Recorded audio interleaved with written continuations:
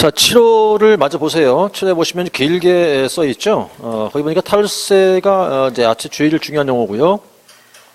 위반을 목적으로 보전 등기 등 하지 않은 부동산을 중개하는 등 투기를 주장한다고 되어 있는데, 이제 여기에 7호였었죠. 아까 매무수거 증직상탈 그랬어요. 그 탈자가 뭐냐면 탈세를 목적으로 해서 탈세. 그다음 두 번째가 첫 번째 그 박스 보시면 지금 소유권 보전 등기나 이전 등기를 하지 아니한 부동산이나라고 되어 있거든요. 말을 좀 줄이자고요. 줄여서 미등기 전매하는 부동산을 중개하는 등 이 뜻이죠. 그래서 투기를 조장하는 행위를 하지 마라. 이 뜻이 이제 7호의 뜻이에요. 이제 그 앞에 거면 이제 1번만 보시면 2번은 별 의미가 없는 거였고, 이제 투기 목적으로 해서 탈세 목적에 미등기 전매를 중개하지 마라 이런 얘기인데, 이제 예를 하나 들어보자고요. 갑이라는 사람이 이제 두 가지 경우가 있을 거예요, 아마. 건물을 새로 신축을 했다. 건물의 신축. 바다를 매립했어요. 매립지. 원래 바다는 공유 수면이니까 이건 개인 게 아니죠. 개인이 매립했다는 거거든요. 개인이 매립했다. 뭐 이런 식으로. 그럼 만약에 건물을 신축했다. 바다를 매립해서 개인이 허가받고 매립했다고 치자. 이런 걸 대표적으로 뭐라고 그래요? 부동산의 무슨 취득? 원시 취득이니까 그가 갑이에요. 예를 들어서. 그래서 이제 그럼 갑이라는 사람을 뭐라고 표현합니까? 원시 취득자라고 표현을 할 테죠, 이제. 그럼 갑 명의로 제일 처음 등기할 거 아니겠어요? 갑 명의로 제일 처음 등기한다. 무슨 등기? 소유권에 관한 뭐라고 그래요? 보존 등기라 불러요, 이렇게. 보존 등기인데 보존 등기는 처음 하는 거죠, 이게. 처음 한다고 해서 한자음으로 무슨 등기였다 그랬어요? 모두 등기라 부른다 그랬죠? 모두, 처음이란 뜻의 한자음이잖아요. 이걸 했단 말입니다. 그리고 을한테 팔았어요. 을은 그럼 뭘 해와야 된다? 이전 등기를 해와야 할 테고, 또 병한테 팔았다 그러면 병도 역시 이전 등기를 해와야 된다는 뜻이더라. 그러니까 원칙을 따져보니까 부동산에 원시 취득한 자 명의로 뭐 하고, 보전 등기를 하고, 팔면 사는 사람마다 이전 등기를 하고, 이렇게 돼야 한다는 소리잖아요. 그런데 이제 물론 주목적이야. 탈세가 주목적이에요, 지금. 근데 등기하지 않고 판다고 그랬죠, 금방. 여기 위에서. 어떤 모습일까요? 먼저 갑이라는 사람이 이제 보전 등기를 안 했어요. 이거 안 하고 곧바로 을한테 팔아서 을 명의에 뭐가 될까? 보전 등기가 되는 경우도 있을 테고. 이 경우 하나 있고. 두 번째는 거래가 한 번, 두 번 이렇게 거래가 된 거란 말이죠. 거래가 됐는데 이제 등기가 바로 을 안 거치고 갑다음 바로 병으로 넘어갔어요, 이렇게. 거래가 두 번 됐는데, 그렇죠? 한 번, 두 번인데 불구하고. 그럼 첫 번째 보전 등기를 안 하고 바로 팔아서 을명이 보전 등기가 돼버리면 등기부상 갑이 없을 테고, 그렇죠? 거기 하나. 두 번째는 거래가 한 번, 두 번 이루어진 것인데 등기가 을을 안 거치고 바로 병으로 가버렸으니까 등기가 부상 을이 없겠죠, 이제. 요게 두 가지 모습이 있단 말이에요, 이렇게. 그러면 지금 어쨌든 간에 말이에요. 보전 등기를 안 하고 바로 팔아서 을명이 보전 등기가 되건 두 번 거래했음에도 불구하고 바로 등기가 갑다음 병으로 넘어갔던 간에 결론은 뭡니까, 그게? 등기 안 하고 팔았다는 얘기잖아요, 이렇게. 그런데 등기 안 하고 팔았을 텐데 이 행위가 지금 보시면 몇 개 모습이 나왔어요? 두 개죠, 두 가지. 두 가지 모습. 그럼 둘 다 뭘 안 했다는 얘기잖아, 이게 지금. 생략됐다는 뜻이에요. 생략했다. 안 했다는 얘기니까. 그럼 첫 번째 것, 보전 등기를 하지 않고 바로 팔았다 해서 을이 보전 등기했다. 무슨 생략? 한자음을 따다가 이게 모두 생략이라고 하는 것이고, 첫 번째 게. 그 다음 중간을 지금 빼먹었잖아요. 뭐라고 그러고? 중간 생략이라 불러요. 그럼 우리가 이미 이제 여기서 용어를 정리해 볼 때 미등기 전매하는 모습은 몇 가지가 있어요? 두 가지가 있어. 모두와 중간 생략 행위를 하는 거라고, 이렇게. 근데 이 행위의 주 목적은 뭐가 목적이고? 탈세가 목적이고. 그러니까 이 행위에 대한 것도 금지했겠죠, 분명히. 안 될 거 아니겠어요? 이 행위 자체도 금지가 돼 있단 말이에요. 금지했다, 금지한 법의 근거법과 그 행위에 대한 처벌. 첫 번째, 행위를 금지한 근거법. 무슨 법? 이렇게 하지 말라고 돼 있어. 어느 법에? 무슨 법에? 응? 부동산 등기 특별 조치법이라 불러요. 금지한 법의 근거법은 이름은요. 부동산 등기 특별 조치법. 그랬을 때 그에 대한 처벌 규정 기억나시냐고요? 얼마? 3년 이하 징역 또는 1억 이하 벌금이었죠. 그래서 이걸 뭐라 그래요? 탈세 목적의 미등기 전매한 자의 벌칙과 근거법이잖아요, 이렇게, 그죠? 그럼 이 벌칙은 어디 있는 벌칙? 부동산 등기특별조치법상 벌칙 규정. 그럼 이건 누구에 대한 벌칙이다? 이 행위를 한 자, 한자들에 대한 처벌 규정이고, 우리가 지금 하고 있는 이 7호 이건 뭐고요? 이걸 중개하지 말라는 얘기고, 중개한 사람 개공에 대한 처벌 상황이잖아요, 이건. 그죠? 그럼 보세요. 자, 이 행위를 한 사람들은 이렇게 이 법에 의해서 벌 받잖아요, 지금. 그런데 중개했답니다. 이렇게 하는 걸 이렇게 중개하면 안 된다는 소리예요. 이걸 중개했대요. 중개했다니까 그가 누구냐고요? 개공일 거 아닙니까? 그렇죠? 그러니까 이건 우리 법 33조 7호로 규정한다 이거지, 이렇게. 그래서 이건 뭐 얼마짜리인가요? 3년에 3천만 원짜리죠. 그럼 결론은 이 7호를 통해서 우리가 뭐라 할 수 있어요? 여긴 둘 다를 벌을 준다는 뜻이라고. 행위를 한 사람도 그를 중개한 개공도. 단 뭐가 달라지죠? 근거법과 처벌사항이 틀릴 뿐이지, 이렇게. 그럼 원칙 순서 어떻게 했다? 먼저 탈세 목적에서 미등기 전매라는 모습은 두 가지가 있구나 그런 걸 기억한 다음에 행위해서 안 된다. 한 사람이라면 이 법에 의해서 이렇게 벌 받는다. 저 중개하지 마라. 중개한 사람도 벌을 주겠다 하는 뜻이고, 에? 세 번째가 그런 다음에 이 행위에 대한 효과가 뭐냐 이 말이에요. 다시 말해서 이렇게 했다고 치자. 이렇게 했다고 쳤을 때 두 가지가 나오겠지, 여기 이제. 그죠? 두 가지. 이렇게 하자고 갑과 잘 봐요. 그렇게 하자고 해서 갑과 의리한 약속. 또 이렇게 하자고 갑을 병의한 약속. 자, 합의. 합의란 말은 약정. 약정이란 말은 계약. 지위가 유효냐 무효냐 이 말인 거고. 두 번째, 그렇게 하기 위해서 이제 을 명의로 한 보전 등기. 무슨 등기? 모두 생략 등기. 능력. 그 다음에 을을 빼먹고 갑다음 바로 병으로 옮겨가 버렸네. 이때 병의한 등기. 무슨 등기? 중간 생략 등기. 그러니까 두 번째, 그렇게 해서 된 등기 능력이 유효냐 무효냐 이거예요. 그랬을 때, 그렇게 하기로 합의가 됐다고 하자. 합의란 말은 무슨 소리란 얘기죠? 약정이라는 소리고 계약이라는 소리지. 이 계약의 지위가 유효, 무효? 응? 유효. 응? 계약은 유효다 이거야. 그 다음에 그로 인해서 된 두 개의 등기 있죠, 지금. 요 등기 능력 유효, 무효. 응? 요 등기도 유효가 된다 이거지, 이렇게. 어떤 뜻이다 그러니까 벌은 받는데 등기는 유효, 약정도 유효 이 소리예요. 자, 그러니까 이 자체는 뭐냐면 이거 갖다가 이 법에 의해서 뭐라고 그래요? 무슨 규정이라고 이거는?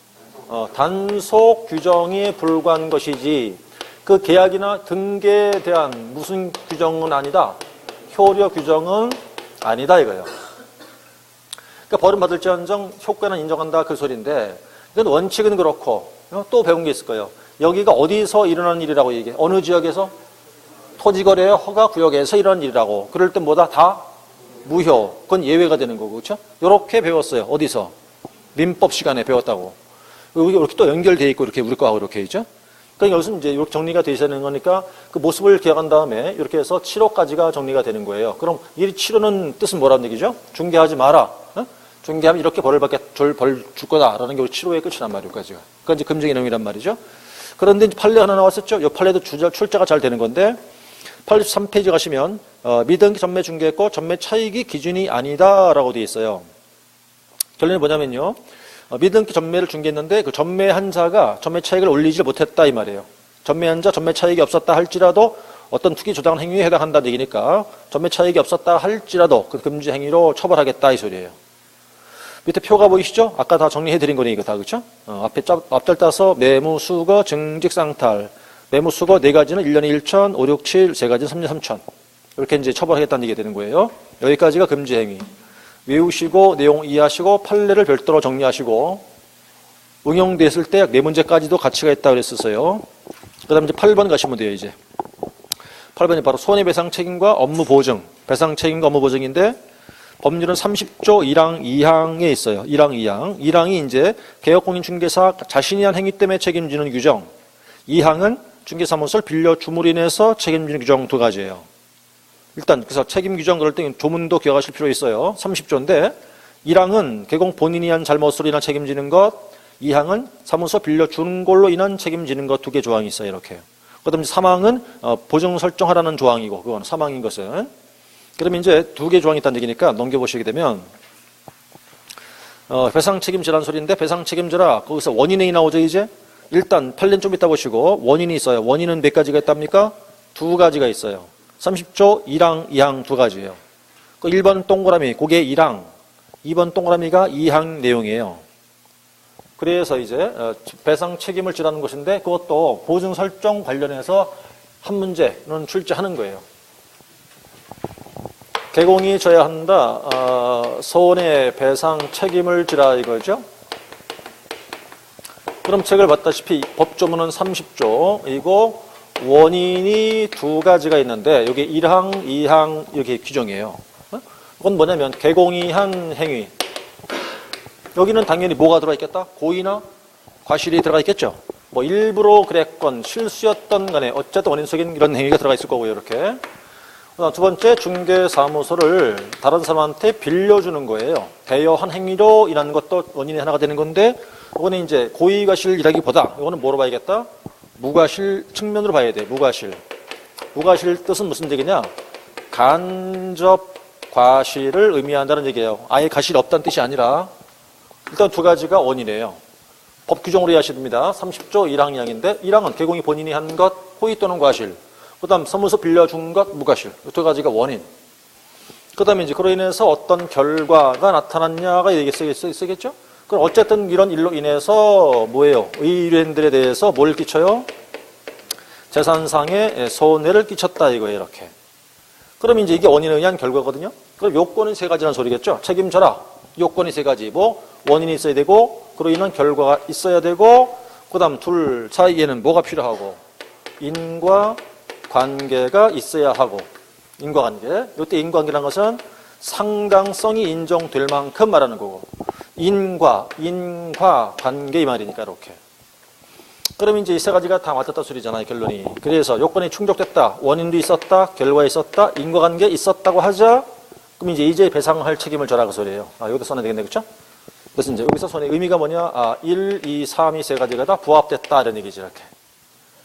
그럼 판례 좀 이따 보기로 하고 나서 그럼 여기 원인 봤잖아요. 그렇죠? 그럼 오른쪽에 85쪽에 오시면 단가로 2번에 결과. 자, 중개 의뢰인에게 재산상 손해가 발생했다. 정신적 손해가 아니고 재산상 손해. 여기 써 있네요. 재산상 손해라고요. 그러나 그다음에 인과관계 써 있죠. 인과관계라는 것은 그 말이죠. 이제 이런 일로 인해서 나온 결과다 이 뜻이에요.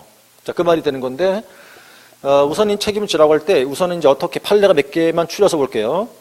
먼저 84쪽에서 1번 판례 하나 보죠. 1번 판례. 이것도 또 굉장히 중복되는 판례인데 그건 중개행위인가 아닌가 판단 여부 그 말이에요. 중개인가 아닌가 뭘로 판단할까? 또 진한 걸 보시자고요. 개업공인 중개사 주관적 의사에 의해서 결정할 것이 아니라 뭐라고요? 그 행위를 뭐로 봐서? 객관적으로 봐서 사회 통념상으로 판단한다고 그랬어요. 또 오늘만 해도 몇 번 나왔죠? 이거 벌써. 그죠? 객관적 사회 통념상 그 말이 나온 거고요. 그 다음에 나머지 쭉 읽어보시면 될 내용이겠고 오른쪽 보시면 5번 하나 보세요. 5번 판례. 2005년 판례인데 경매 알선도 중개행위에 해당된다는 판례예요. 뭐야? 경매 대상 부동산에 대한 권리 분석과 취득 알선 행위는 그런 비행위가 중개법 2조 1호의 중개 그 자체에 해당되는 것은 아니라고 하여도 당사자 보호의 목적을 둔 30조 배상 책임 취지를 감안하면 즉 결국 경매 대상 부동산에 대한 권리 분석과 알선 행위도 사회 통념상 뭐로 판단하겠다? 중개 행위에 해당한다고 해석하는 것이 타당하다라고 해놨어요. 자, 무슨 얘기냐? 우리가 이제 지난주에 법인의 겸업 정리했었죠, 왜? 법인의 겸업 6가지였죠, 6가지. 거기 뭐 있었어요? 경매 알선이 있었죠. 그런 겸업일 뿐이지 그게 중개 행위인가요? 아니잖아요, 그죠? 근데 이 판례는 뭐예요, 이거 지금? 그것도 뭐로 보겠다는 얘기다? 중개 행위로 보겠다는 판례거든요. 이게 어떤 의미일까? 원래 그 자체는 지금 그 두 번째 줄 보다시피 중개 그 자체는 아니에요, 그게. 아닌데 그 행위를 해서 어떻게 했다? 피해를 입혔다는 거예요, 그거를. 피해를 입혔다고 하는 거지. 그때는 뭐로 보겠다? 중개로 보겠다, 이 말이에요. 왜 그럴까요? 그러니까 중개로 보지 않으면 우리 법에 의해서 책임지을 수가 없게 돼버려. 중개로 봐야만 우리 법에 의해서 강제로 책임을 지을 수 있게 되는 거거든, 그게. 그런 취지란 얘기죠. 그러니까 행위 자체가 중개는 아니지만 그로 인해 손해를 입혔다면 그 행위를 중개로 봐서 우리 법에 의해서 강제로 책임을 지우겠다, 이 소리예요. 이해하셨어요? 그죠? 이해했죠? 그러니까 원래는 중개는 아닌 거예요, 그게. 아닌데 피해 입혔을 때는 우리 법에 의해서 중개로 봐야만 이 법을 적용해서 이걸 이 법 규정으로 책임지게 할 테니까. 거기다 중개 행위로 집어넣겠다, 그 의미예요. 또 중요한 판례예요. 그러니까 잘 기억하셔야 돼요. 경매 대상 부동산 자체 알선은 중개는 아니다. 그러나 그 행위를 함으로 인해서 손해 입혔다면 중개 행위로 봐서 우리 법에 의해서 강제로 책임을 지우겠다라는 취지다. 그 말이고 6번 보세요. 6번. 거래 행위는 중개 행위가 아니다. 라는 얘기인데 무슨 얘기인지 한번 보래요. 갑이란 자가 공인중개사 자격증과 등록증을 몽땅 두 개를 다 빌려왔어요. 빌려와서 사무소 운영하고 있었어. 그래서 이제 오피스텔 임차하기 위해서 중개사무소를 방문한 을한테 그가 의뢰가 들어온 거예요. 의뢰 들어와갖고 을한테 자신이 소가처럼 가장해서 직접 거래 당사자로서 임대차 계약을 체결했다. 그런 얘기는 갑이란 자가 지금 몽땅 다 빌려온 사람이잖아요. 지금 중개하고 있었죠. 근데 임차 의뢰가 들어온 거잖아요. 지금. 그래서 그와 직접 뭐 했답니까? 거래 당사자로서 임대차 계약했다 그랬죠. 임대차 계약을 했다고 치자. 그럼 과연 이 행위가 중개 행위냐 아니냐 그 말이에요. 이거는 중개 행위가 아니라 그냥 무슨 행위죠? 이거는 직접 계약을 한 행위죠. 이거는 거래 행위죠. 그래서 그 행위 자체는 중개 행위로 볼 수가 없다 이 말이에요. 그럼 그 지난 것이 보니까 갑의 이 행위를 사회 통념상 임대차 알선 중개를 행위에 해당한다 볼 수 없다는 얘기니까 그 말은 중개 행위가 아니다. 그냥 둘이 그냥 계약을 한 것뿐이지 중개를 볼 수는 없다 이 소리인 거라고요. 그로 인해서 피해 입힌 것도 가로에 보니까 보증기관에 책임 물릴 수는 없다 이 말이에요. 중개 행위로 보는 게 아니기 때문에.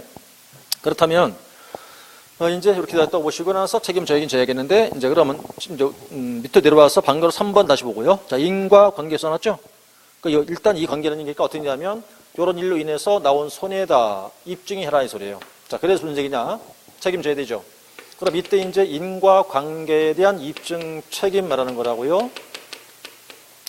입증 책임을 져라. 누가 져야 된다 이거는?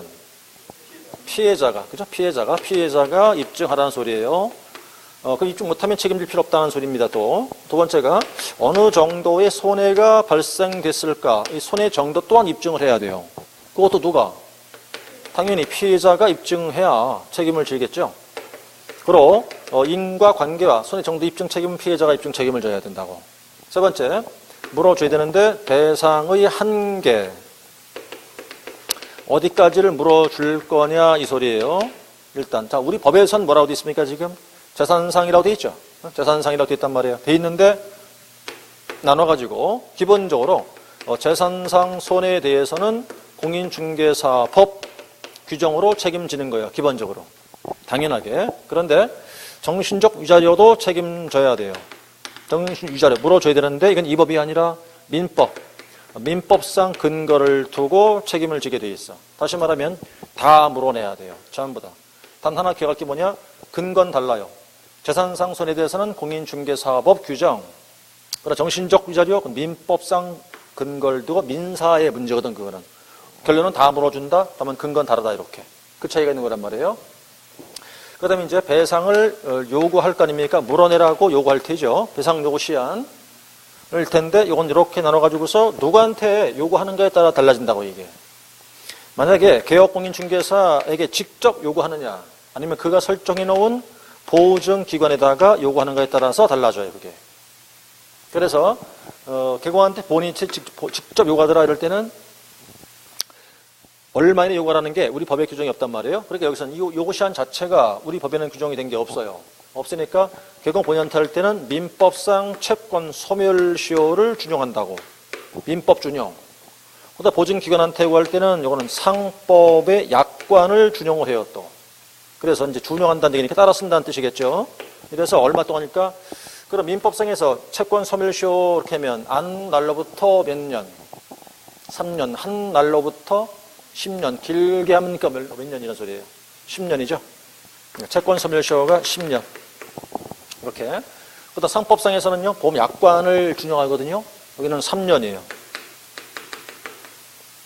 그러면 이제 여기는 좀 더 뒤에 볼 테니까 어쨌든 그러면 책임진다 할 때 이렇게 얘기했죠. 책임을 져야 되겠다 할 때 일단 인과관계와 손해 정도 책임 피해자가 지는 것이고 물어줄 때 근거는 다르다. 다 물어주긴 하되 근거는 다르다. 재산상이면 이 법에 의해서 정신적 위자료 민법상 근거를 두고 요거 시한은 누구한테 요구하는 걸까? 달라지는데 개공한테 할 때는 민법상 소멸시효가 준용돼서 10년이고 길게는 그다음에 보증기한테 요구할 때는 상법이 준용되니까 3년이고 이렇게 되는 건데 오늘 밤 12시가 10년째가 되는 날이에요. 근데 23시 59분에 가서 물어줘 이랬어요. 전화로 문자로 물어줘 그랬어요. 얼마 남았죠 이제? 1분 남았죠. 소멸시 1분 남았죠. 그러니까 1분 전에 요구했죠 이렇게. 그럼 이때부터 다시 또 얼마? 또 10년이야. 이게 뭐라고? 소멸시효. 요게. 한 번도 요구한 적이 없다 그러면 소멸돼 버리겠지만 그 사이에 한 번 요구한 적이 있었다. 근거가 있어야 돼요. 전화, 문자, 서류 등으로. 그때는 다 10년 연장된다 이 소리인 거라고요. 그게. 자, 이제 정리 이렇게 내용이 될 텐데 그럼 책임제 책을 돌아오니까 4번에 손해배상 책임서에 있어요. 1번에 이 법 30조에 따라서 개업공인중개사가 배상 책임을 부담하며 이를 위해서 보증 설정한다. 그러므로 보증기관에서도 배상 책임을 부담하게 되는 것이다 라고 써놨죠. 넘겨가시면 다음 넘겨서 이제 그 판례가 몇 개 보일 텐데 맨 위 별도 하나 보이는 게 있어요. 이 법 30조는 개업공인중개사한테만 적용되는 것이지 일반인이나 고용인한테는 적용되지 않는다 이거죠. 오직 개공한테만 적용되는 법 규정이다. 30조. 그 다음 이제 배상 책임 판례가 몇 개 나오는 게 있어요. 뭐 읽어보시되 2번 하나 볼까요? 무상중개 시에도 배상 책임이 인정된답니다. 아까 봤던 거 비슷한 건데요. 돈 받지 못했다 하더라도 손해를 입혔어. 그럼 책임져라 이 소리예요. 중개보수 안 받았다 하더라도 보수를 받지 못했다 하더라도 손해 입혔다. 그럼 당연히 책임져라. 그 뜻이고 내려오시면 이제 5번 하나 볼까요? 대필하지 마라. 6번도 대필하지 마라 그 소리예요. 대필하지 마라. 같은 판례라고 생각하시면 되는 건데 이거는 이게 지금 보니까 이제 그 지금 잘 보시 두 판례가 사건 번호가 같아야 달라요. 사건 번호가 뭐냐? 대판 2009 해놓고 78863이잖아요. 그거. 그럼 1번, 5번, 6번이 그 사건 번호가 똑같죠 지금. 이게 하나의 하나. 이게 하나의 판례라는 소리예요. 그게 하나의 판례다. 사건 번호 같은 거니까. 그럼 한마디로 하나가 바로 뭐란 소리예요? 대필하지 마라 이런 얘기인데 그러면 이제 어떤 뜻인 거니까 개공이 중개한 게 아니래요. 중개한 게 아니라 그냥 계약서만 써줄 뿐이었어요. 대필해서. 계약서 내가 중개한 게 아닌데 앞으로 여러분 그런 일 있으면 안 됩니다. 절대로. 내가 중개한 것만 써주는 것이지 내가 중개 안 하면 대필하면 안 된다고요. 근데 대필했다는 거죠 이제. 그래가지고 어떻게 했다? 6번을 보세요. 부동산 개업공인중개사가 자신 중개로 전세 계약이 체결되지 않았음에도 실제 계약 당사자가 아닌 자한테 계약서 작성을 해줬단 말이에요. 이렇게. 그래서 이를 담보로 해갖고 담보로 돈을 빌려왔답니다. 대법자한테. 그래서 돈을 갚지 않았다는 거예요. 대법자 피해 입혔죠. 그 대법자가 와서 네가 써준 거니까 네가 책임을 져라고 한 거예요. 이거. 법자한테 와서. 이해하셨어요? 내가 중개한 게 아니거든요. 계약서밖에 그냥 대신 써준 것뿐이잖아요. 근데 그 계약서를 들고 그 사람들이 돈을 빌려왔다니까요. 대법자한테. 돈을 안 갚았어. 대법자 손해 입혔네. 대법자 쫓아온 거야. 법자한테. 이거 네가 써준 거 아니야. 그러니까 네가 책임져. 이렇게 된 거라고요. 책임져야 되느냐? 책임질 필요가 없나의 판례인데 우리 판례는 뭐라고 써놨어요? 책임을 인정한다고 해놨어요. 책임지라는 소리죠. 그러니까 돈을 물어주고 책임져야 한다 그 소리거든요. 자, 그 뜻이었고 그 다음에 이제 그 조금 한 장 더 넘기세요. 어디 가시냐면 이제 89페이지 가시면 심화 정리라고 되어 있죠. 심화 정리 2번을 보시죠. 손해배상 청구권의 소멸시효. 1번, 2번 나왔어요. 1번은 중개의뢰인이 누구에게? 첫 줄 가운데 중개의뢰인이 누구에게 요구한다? 개공한테 배상 청구하는 경우라 써놨죠? 개공한테 배상 청구하는 경우다. 그러면 둘째 줄 우리 법의 일반법인 무슨 법? 민법 766조에 따라서 얼마? 3년, 10년 내 행사하라. 그 다음에 이제 2번 내려오시면요. 중개의뢰인이 첫 줄에 누구에게 청구한다고? 보증보험이나 협회에다가 청구한다 이거잖아요. 그때는 무슨 법 준용한다고? 상법 662조가 준용되거든요. 약관. 그때 얼마랍니까 거기는? 3년 내 요구하래요. 금방 써드린 거죠. 칠판에 그죠? 좀 아까 요거 시한이라는 것은 개공이 본인한테 한다. 그럴 때 민법 준용해서 10년이고 길게는 보증기관한테 요구한다. 그럴 때 상법 준용 3년. 요거 기억하라는 소리니까 요 시한 자체가 우리 법에 없다 이 소리예요. 자, 그렇게 놓고 그 다음 3번 내려오시면 손해배상 청구의 범위라고 써놨죠. 먼저 개공이 책임질 때 어떻게 되어 있나요? 손해액, 전액을 책임진답니다. 손해액, 전액. 그 다음 밑에 오시면 재산상 손해는 어떤 법에 의한 책임? 이 법상 배상 책임이 적용될 것이고 정신적 손해에 대해서는 민법상 배상 책임이 적용될 것이다 라고 써놨어요. 그래서 이제 여기 의미가 위에 보다시피 다 물어주긴 한다는 얘기잖아요. 다 물어주되 재산상 손해는 공인중개사법, 정신적 위자료 민법 책임은 둘 다 져야 한다 그 뜻이에요. 기억할 것 우리 법에 의해서는 뭐만 책임진다? 재산상 손해만 책임지겠다 이거예요. 우리 법에 의해서만은 얘기할 때는 꼭 기억할 필요가 있는 거라고요. 그렇게 놓고 이제 앞으로 가서 그럼 이제 보증 설정을 하는 거예요. 이제 책임져야 되니까. 그래서 책임을 지기 위해서 만든 제도가 뭐냐? 그게 이제 업무 보증 설정 제도라고도 하고, 이건 이제 의무기도 해요. 의무도 된다. 이렇게. 보증 설정한다, 책임지기 위해서 하는 거죠. 자, 책을 보시면 87페이지 2번에 있고요. 보증 설정과 유지 의무라고 써놨어요. 1번 보증 설정 의무, 신고 의무라고 써놨군요. 설정한 다음 신고하라는 얘기죠. 이제 1번 동그라미 신고 시기 첫 줄 가운데 언제까지라고 되어 있나요? 업무 개시하기 전까지 신고하는 거다라는 얘기고, 그다음에 이제 보증 설정 신고 전자문서도 가능하다라고 되어 있고요. 그다음 신고 방법이야 뭐 이제 직접 가서 할 수도 있고 뭐 신고서를 제출하는 것이겠고. 그다음 3번에 보세요. 보증 업무의 보증은 중개사무소 개설 등록 요건은 아니다. 그러니까 신청 시 하는 게 아니고 등록을 한 다음에 한다 하는 뜻이니까 언제까지다? 업무 개시하기 전까지 한다 그랬거든요. 그러면 이제 등록 절차를 아마 기억이 나실 텐데, 그럼 업무 개시 전까지 되는데 보증 설정하지 않고 그냥 업을 했대요. 어떤 처분? 지금 뭐 개시하기 전까지 하라고 그랬거든요. 이게 의무니까. 그럼 보증 설정하지 않고 그냥 업을 개시했다. 어떤 처분? 상대적 등록 취소. 상대적 등록 취소가 되는 거자고요. 그러니까 이제 개시하기 전에 해야 되는데 안 하고 업을 개시했다 할 때 상대적 취소가 될 것이고, 꼭 기억하시고 2번 내려오시고요. 얼마를 어디에 하느냐 그죠? 얼마를 어디에? 방법과 내용. 일단 먼저 법인이면 기본 얼마예요? 2억 이상이에요. 이상짜리 때문에 안 돼요. 2억 이상 꼭 붙여야 됩니다. 분사무소일 땐 분사무소마다 1억 이상 추가. 개인인 경우는 그냥 1억 이상, 지역 농협인 경우는 1,000만 원 이상이고요. 이렇게. 그런데 금액은 알고 계시겠고, 방법이야 뭔지 셋 중에 택이라 하면 되는 거예요. 보증보험에 가입하거나 공제 가입하거나 공탁할 수도 있죠. 그래서 보증보험이나 공제를 가입하는 거고, 공탁은 설정한다고 그래요. 그러면 이제 거기서 밑에 공탁금, 공탁일 때만 그런 거죠. 공탁일 때만 폐업 또는 사망한 날부터 얼마? 3년 내 회수할 수 없다. 금방 3년 내 회수 안 된다 그랬죠. 그게 왜 3년일까요? 소멸시효가 민법도 짧게 몇 년이에요? 3년이죠. 요건 몇 년입니까?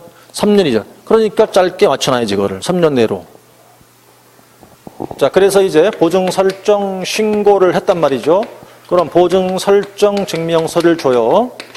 설정 신고하니까. 그럼 보증 설정 서류가 이게 뭐냐면 이제 뭐 이런 거란 말이에요, 이거. 공제 증서나 뭐 보증보험 증권, 보증보험 증권이라는 걸 의미할 텐데, 요게 그죠? 그럼 일단 보증 설정서 이렇게 되면 이걸 갖다가 지난번에 해본 것 같은데 이거 일단 이걸 주면 뭐 해 나와야 돼요? 게시해둬야 되죠? 게시해둬야 한다고요? 그 다음에 이제 거래 계약이 되었다 이거야. 거래 계약이 체결되었다고 하자. 그러면요. 두 가지를 해주라고 했었죠, 이렇게. 첫 번째, 당사자에게, 여기 당사자, 두 사람 모두에게 뭘 설명해 줘야 된다? 설정된 내용에 대해서 설명해 줘야 되죠. 뭐를 해주라고? 응? 뭐를, 얼마를, 어디에, 언제까지 되어 있다 설명해 주라는 뜻이고, 이렇게 설명해라. 그 다음 어떻게 하라는 얘기예요?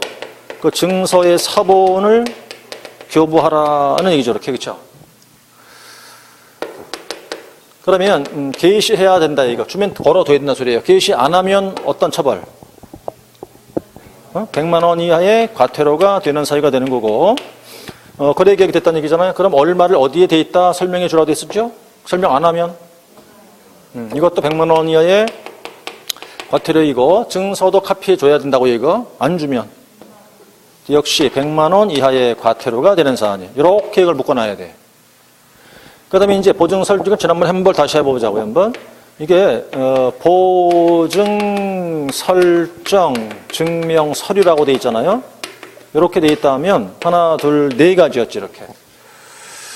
우리가 등록을 신청할 때, 법인의 분사무소에 대한 설치, 신고할 때, 중개사무소에 이전 신고할 때, 경매에 대한 그 매수 신청, 대리, 이제 등록을 할 때 이 서류가 들어가 있냐 안 들어가 있냐, 그거 지난주인가 했던 것 같아요. 그럼 이 서류가, 보증 설정 서류라는 게 등록 신청할 때 이 서류가 들어가 안 들어가요? 안 들어간다 그랬죠? 분사무소일 때는, 이전 신고할 때, 경매 신청 대리할 때는 이렇게 됐어요. 이렇게 들어간다 그랬어요. 그죠? 이 서류가. 그럼 보증 설정 서류 이렇게 두 개를 기억을 정리를 다시 해야 돼요. 이렇게. 자, 그렇게 놓고 책을 넘기시게 되면, 그 다음에 이제 88쪽 가니까 유지 의무라고 써있죠. 유지 의무다. 유지하고 있어라. 그 소리예요. 또 먼저 1번에 보증의 변경 써 있어요. 변경. 자, 일단 설정했다가 다른 거로 바꾼다. 그 말이에요. 변경 설정. 그럴 때 줄자 줄 언제까지 하랍니까? 다른 보증 효력이 있는 기간 중에 미리 하라는 소리죠. 그 다음에 이제 이 두 번째가 기간 끝났다는 거예요. 기간 끝났다. 재설정 다시 해야겠죠, 이제. 그건 언제까지? 만료일까지 다시 한다. 그러니까 끊어짐이 없도록 한다, 이 소리예요. 공백기가 없도록 유지가 돼야 한다, 이 소리죠. 유지가 되겠다, 그 소리인 거예요. 공백이 없도록. 그 다음 4번에 지금 설명드린 게 지금 나왔어요. 바로 보증증서 4번의 교부와 설명. 해놓고 1번. 중개 완성이 된 때, 거래계획 됐다는 얘기겠죠? 중개 완성 된 때는 개공은 당사자에게 보증에 관한 사용을 설명하고, 라고 그랬어요. 설명하고 뭐예요? 기간, 금액, 기관. 그러니까 줄이시면 되겠죠, 이제. 언제까지, 얼마를 어디에, 이러면 돼요. 얼마에, 어디에. 그걸 설명하고, 관리증서 4번을 교부하라, 라고 되어 있거든요. 그랬을 때 금방 얘기한 게, 설명하지 않아도 100만 원 이하의 과태료라는 얘기고, 또 증서를 교부하지 않아도 역시 100만 원 이하의 과태료, 이 소리예요. 그래서 2번 보증증서 4번 쌍방 다 주고 보증 설명도 쌍방 다 하는 거란 얘기죠. 그 얘기가.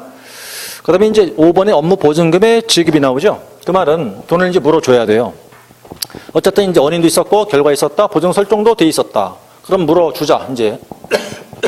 그래서 물어주는 게 손해배상금의 지급이에요. 그럼 손해배상금을 지급한다고 하니까 제일 먼저 이제 합의가 되었을 거란 말이에요. 합의가 되니까 그때 만들어지는 게 합의서가 만들어질 게고, 합의가 안 되고 소송에서 이제 이겼어요. 피해자가. 승소한 판결문이 있고, 각종 조서 같은 게 있어요. 화해조서, 뭐 이제 조정조서, 조정됐다. 뭐 인정조서 이런 것들이 있어요. 이렇게. 세 종류가 되겠죠. 세 종류가. 합의서, 판결문, 각종 조서가 있다더라. 이건 효과가 다 똑같아요. 동일해, 효과가 다. 그러니까 이런 것 중에서 아무거나 하나만 들고 피해자, 의뢰인이 어디로 가느냐? 그 보증기관으로 가지요. 그럼 보증기관에서 이제 여기서 배상금을 지급해줘요. 배상금을 지급해주게 되는데, 이제 지급한 것과 관련해서 몇 가지. 일단 지급한 곳이 어디였을까? 공제나 보증보험이었다면 가입된 게 해약된 거예요, 이제.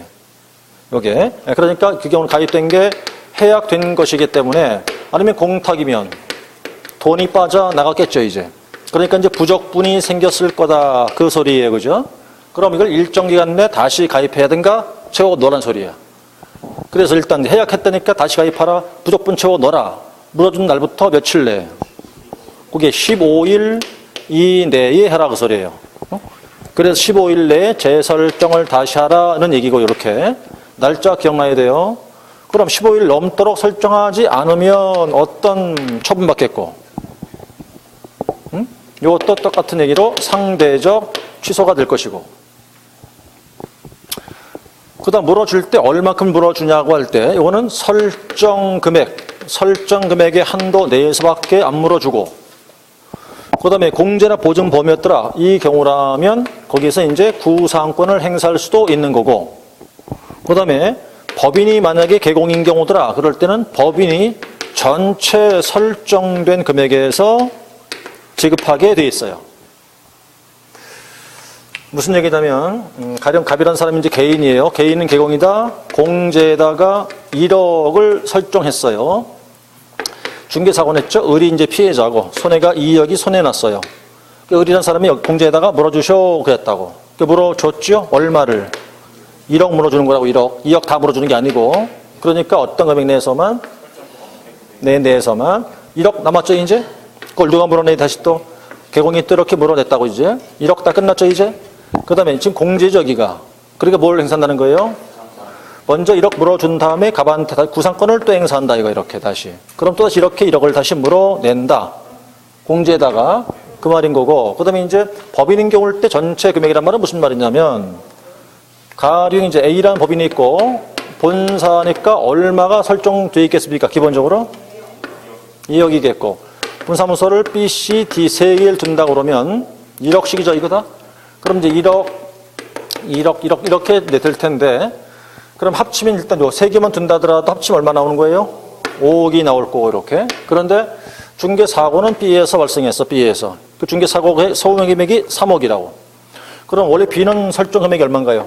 1억밖에 안 돼 있지만 법인이기 때문에 이 5억에서 3억을 지급한다 이 소리예요. 그래서 법인인 경우는 전체 금액의 설정 금액에서 지급한다 이렇게. 그러니까 이제 일단은 저 물어준 뒤에 다시 가입하는 건 15일 하는 거고, 설정 금액 내에서 물어주는 것이고, 법인이면 전체 금액에서 지급한다. 여기까지가 5번 보증금의 지급 정도를 쭉 정리한 겁니다. 그게. 자, 그렇게 놓으신 다음에 이제 나머지 아까 심화 정리는 다 본 거니까 이렇게 해서 정리하면 될 것 같아요. 여기까지가 이제 한 문제 정도를 출제한다 그 뜻이죠. 자, 그러면 이제 넘기시면 어디 가느냐? 챕터 6단은 가세요, 이제부터. 챕터 6단은 이제 개업공인중개사 보수가 나오죠? 지금서부터는 중개보수라고 그래요. 중개보수인데, 지금까지 계속 의무만 다 봤지만, 지금 이제부터는 이제 권리가 되겠죠, 이제. 중개 돈 받을 권리니까. 그래서 중개보수를 받을 권리, 중개보수에 대한 청구권이라 불러요. 이렇게 되는데, 먼저 권리가 이제 책에 보시면 발생을 언제 하느냐, 요건이 뭐냐, 언제 행사할까, 그 다음 언제 시기냐 이 뜻이 나오죠. 세 가지 나오네요. 일단은 네 가지 볼게요. 첫 번째, 이 권리가 언제 발생을 하고 언제 행사할 수가 있을 것이며 언제 받는 거냐, 그리고 소멸 여부 이렇게 네 개 나온다고 이렇게 지금요. 그러면 일단은 권리인데 돈 받을 권리, 발생을 언제 한다는 거예요. 땅 팔아주시오. 팔아드릴게요. 그때 생겨요. 맨 위에 써있죠, 그죠? 발생 요건이 뭐라고 써있습니까? 중개 계약과 동시에. 그럼 중개 계약 때 이 권리가 발생을 해요. 발생하는 것은. 근데 이제 행사하는 게 같은 때가 아니라는 소리거든. 그러면 이제 그 가론해 보시니까 양도와 압류 가능성 있죠? 뜻이 어떤 뜻일까요? 이 돈 받을 권리를 양도할 수도 있다는 이야기고, 개공에 대한 채권자가 그 돈 받을 권리를 압류할 수 있다는 소리예요.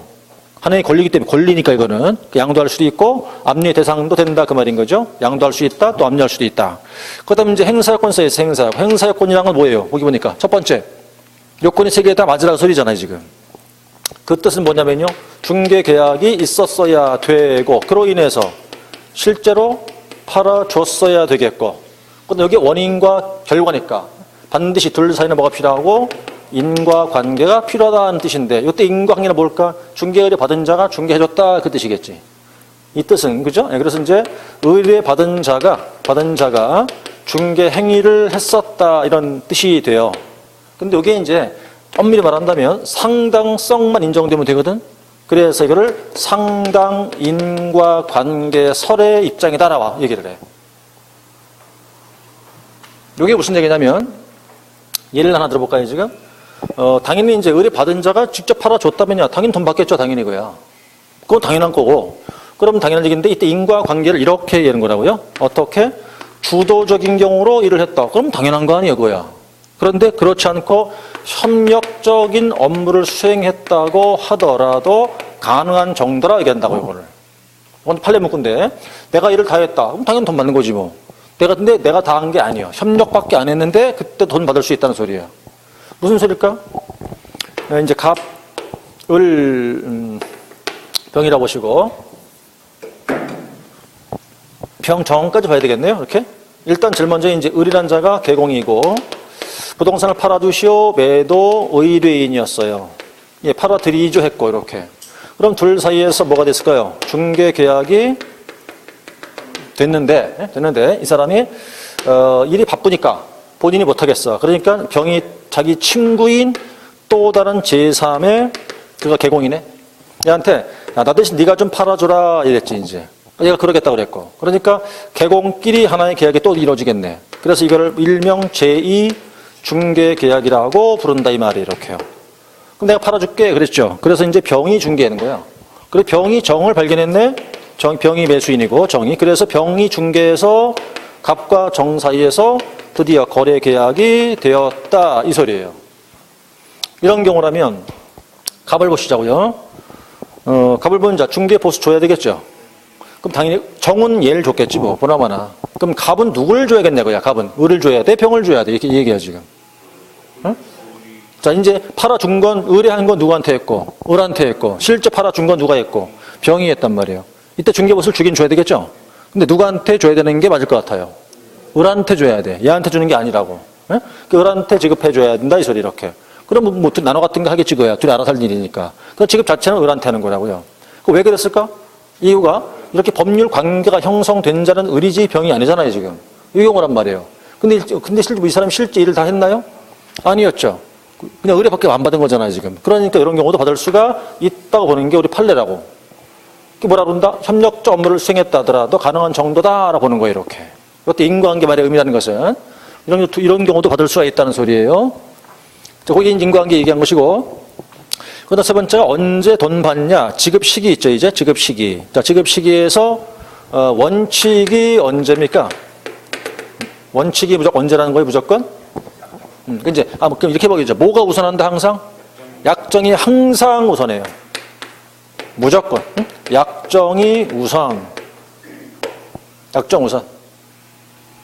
근데 예외가 이제 근데 이거 뭐냐? 약정이 없을 때는 소리죠. 약정이 없다. 그럼 이제 그때 법을 따라가면 돼요 이제. 그 뭐라고 돼 있죠 거기에? 거래대금 지급이 완료된 날이에요. 대금 지급 완료일 날 받는다는 뜻인데 이건 원칙 그런 거고. 이제 약정이 항상 우선할 테니까 약정하면 뭐 아무 때나 할 수 있고 우선할 테지만 약정이 안 했다 그때는 그냥 대금 잔금 준다는 뜻이겠죠 그러니까 준다 받는다는 뜻인 거라고요. 그다음에 이제 그때 시기였을 것이고 그다음 4번에 소멸의 문제 나오는데 1번에 보니까 계약공인중개사 고의 또는 과실에 의해서 거래 행위가 무효 등이 되었다면 그 권리는 소멸이 돼요. 2번 동그라미. 그러나 당사자의 고의 과실에 의한 경우라면 소멸되지 않는다 이런 말의 의미인데 이렇게 보자고요 한번. 둘의 예를 들어가지고 소멸될까 안 될까라는 것은 이렇게 되는 거죠. 뭐 과연 소멸될 때 원인이 이렇게 되는 거죠. 거래 계약 자체가 거래 계약이 끝나기 전에 소리예요. 전에 그 계약 자체가 무효 등이 되었다 이거죠. 이렇게 무효 되었다 치자. 그럼 돈 받을 권리가 사라질까 안 사라질까? 이 문제인데 이거는 중요한 게 왜 무효가 되는지를 따지는 거예요. 다시 말해서 무효가 되는 이유가 뭐냐? 귀책 사유가 누구한테 있냐를 따져요. 그래서 개공이 한 잘못이냐 당사자가 한 잘못인가에 따라 가지고 세 가지 나올 거라고. 일단 청구할 수 있을까 없을까? 또 반환할 필요가 있을까 없을까? 또 배상 책임을 질 경우가 있냐 없냐? 이렇게 문제 나온다고요. 누구 잘못인가의 문제다 보니까 개공이 한 잘못 때문에 무효 등이 됐다는 거예요. 그럼 청구할 수가 없겠고 반환을 해야 할 것이고 배상 책임도 져야겠지. 그러나 본인들 잘못이었다 하자. 청구할 수 있고 없고 되겠죠 이렇게. 그런 경우였다 그러면 갑을이 있었어요. 가운데 병이 개공이고 이자가 이제 매도인이라고 치고 매수인이라고 해보자는 말이에요. 중개했어 이렇게. 근데 을이 계약금은 지급했는데 중도금을 전할 때 지급하지 않고 있지. 기한을 지났네. 몇 번 돈 갖고 오라고 최고도 했네. 계속 돈 안 갖고 왔네. 그럼 계약 깨졌다 이제 이렇게. 그럴 테니까 이건 누가 계약했어요? 매수인이 계약했죠? 그럼 계약금 띄었죠 이거. 계약금 띄었어 이렇게 이제 가져갔겠지 이렇게. 그럼 계약 무효된 거니까 이런 경우면 개공 돈 받을 수 있다 없다?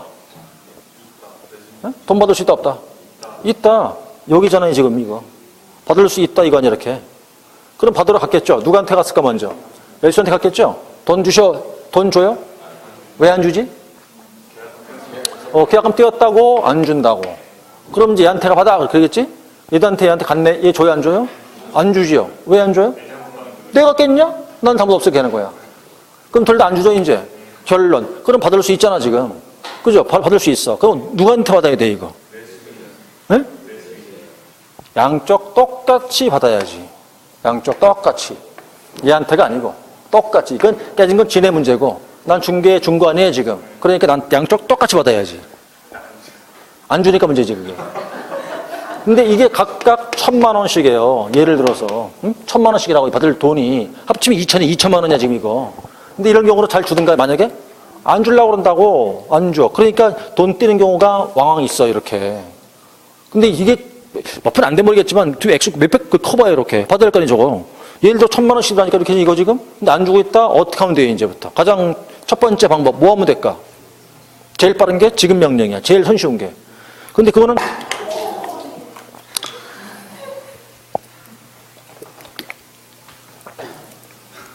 확정이 안 됐다고 치면 이제 이게 2천만 원 이하잖아요. 그죠? 그럼 뭐 하면 된다? 또 이제 소액 심판하면 소액 재판. 한 3개월에 다 끝나버리니까. 이럴 때 대비해서 이제 여러분들 그걸 알고 계셔야 돼. 지급 명령하는 방법, 소액 심판하는 방법 등을 알고 있어야 돼요. 이런 경우가 많아요. 비일비재하거든. 안 준 경우가. 그러니까 이제 나중에 이제 그 업자가 되시고 나면 법원에 가는 일이 자주 있어요.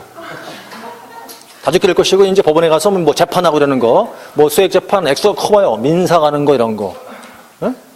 그러니까 변호사 하는 사람도 윗사람 좀 알아놔야 돼. 물론 우리 주적이 누구지? 변호사긴 한데 윗사람 아는 사람도 있을 필요가 있어요. 나중에 이제 민사 같은 거 하고 뭐 이럴 때는 그게 내가 할 수 있는데 그게 불편하잖아. 왔다 갔다 하려면. 그런 경우가 이제 되는 거니까 어쨌든 요 소멸될 수도 있고 안 될 수도 있다. 그 얘기 이렇게. 그래서 이제 앞으로 법원에 가면 이런 일들이 이제 그 자연스럽게 할 정도 돼야 돼요. 자, 여기까지 정리하시고 오른쪽 보시면 그 다음에 이제 판례를 몇 개 나올 텐데 91쪽 가시면 맨 위에 언제 발생하냐 이겁니다. 언제 발생하신가. 그럼 1번 보니까 언제 판례인가 볼게요. 이거 68년도 판례라고 돼 있죠. 그죠? 엄청 오래된 판례잖아요. 그죠? 이 뒤로 새로 나온 판례가 없다 이 소리예요. 그러니까 지금도 그냥 쓰고 있는 거야 그냥 이거를. 그 뒤에 나온 판례가 없으니까. 한마디인 거예요. 중개의뢰 계약 때 발생한다 그 뜻이에요. 이거 지금.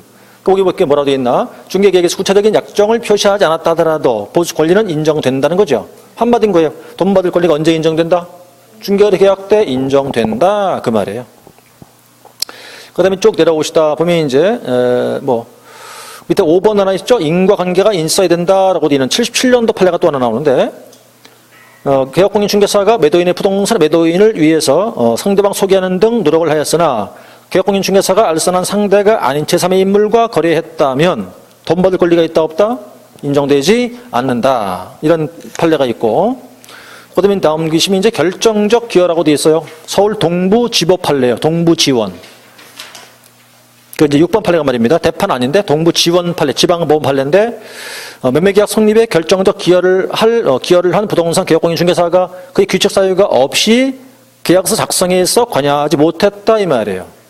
중개는 다 해줬어요. 결정적 기여도 했거든. 근데 계약서만 지네끼리 몰래 쓴 거야. 난 잘못이 없어. 그런 돈 받을 수 있다 없다? 있다. 청구할 권리가 있다는 판례. 그러니까 기여를 다 했는데 불구하고 계약서만 자기네끼리 썼다는 얘기죠. 그럴 땐 돈 받을 수가 있다 이런 소리인 거예요. 결정적 기여했다는 얘기죠. 여기까지 하시고 그다음에 이제 2번부터가 중개 보수 계산 나오죠. 여기서부터는 딱 표시해 두셨다가 다음 주로 진행해야겠네요. 다음 주 참 모의고사죠. 다다음 주가 되겠네, 그죠? 모의고사를 아까 설명드렸지만 각을 보셔요. 모의고사 보시고 보실 때 점수는 신경 쓰지 마시고 그냥 시간에 풀 수 있냐면 그것만 생각하시면 된다고요. 아셨죠? 보시는 게 훨씬 좋습니다.